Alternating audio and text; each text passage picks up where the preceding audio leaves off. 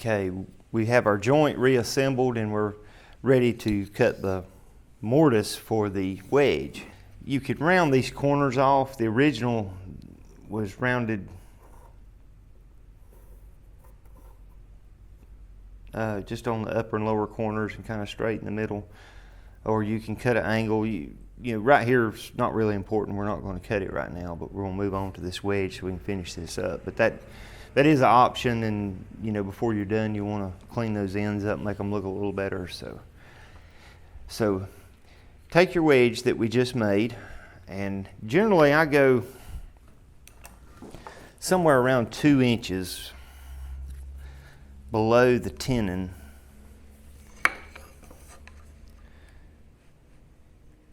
Something like that.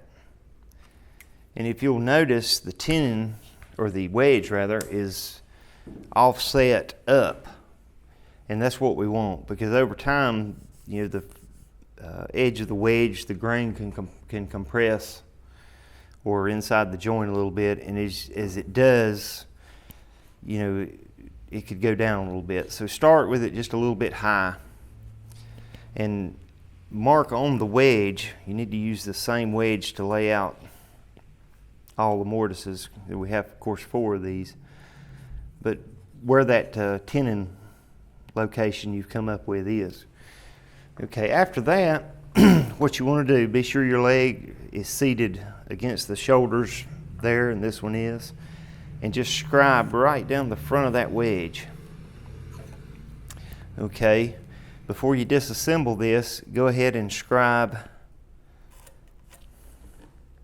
the top and the bottom, and probably one side. You can use that to eyeball when you're chopping the with your mortise chisel here in just a minute. So at that point, you can go ahead and disassemble it.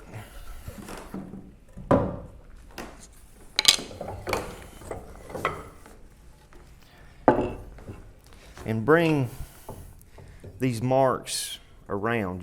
You really don't have to go back down this other side, but the top and the bottom. And on this back one, this is our line at the face of the leg. We want to make another mark about, I don't know, 1/8 or 3/16, quarter, it doesn't really matter, behind that. And that's where we're going to mortise to, not this front line right here. And the reason is when we drive this wedge in, if we cut it exactly that shape, the wedge is just going to wedge into the mortise. It's not going to push against the front of the leg, which is what we want. So be sure and cut your mortise back beyond your baseline there just a little bit. And we'll go ahead and bring this bottom one around.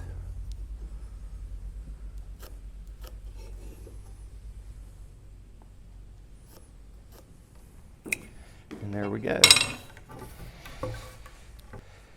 Okay, we need to lay out the width of this mortise for the key also. We've got our length delineated here. Now we need the width. And what you want, if you can get it or find it, is a mortise chisel. And this happens to be an English style, and it's 3/8 wide, same as our chisel, which is a good thing. These really work well. They're wider on the back side, on the cutting edge side, than they are the inside. They're actually tapered. And they're also tapered in this direction. If you can actually see it on this one, the cutting end is a little bit wider. And what that does reduces friction. When you drive it in, it's only touching the mortise right through here, so it makes it easier to pull it out, but it's still heavy and robust and great mortise chisel. But you don't want to, well, to start out, I generally just take and kind of eyeball where the center is and just push your chisel in, and that kind of tells you what the width you need is. And then use this is a single point marking gauge, just a little homemade wooden one. It only has one point, it's not a mortise gauge. And set the pin to one side of that little cut, and then come back and see how close that is to our width, and that's just a little bit narrow. This is a guideline more than anything, so.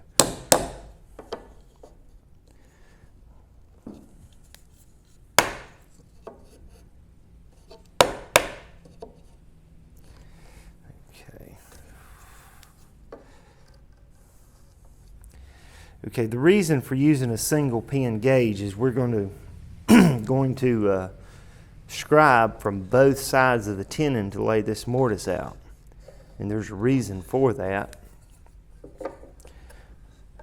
It centers the mortise in the tenon. Now I know you're thinking you could take our regular mortise gauge, set it for 3/8 and center it. But we've got 4 of these tenons, you know, they could be slightly different widths. And so by gauging this way from both sides, your mortise will always be in the center of your tenon.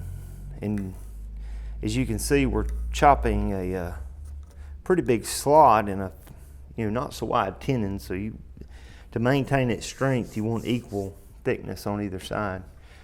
And so now, same thing on the back side.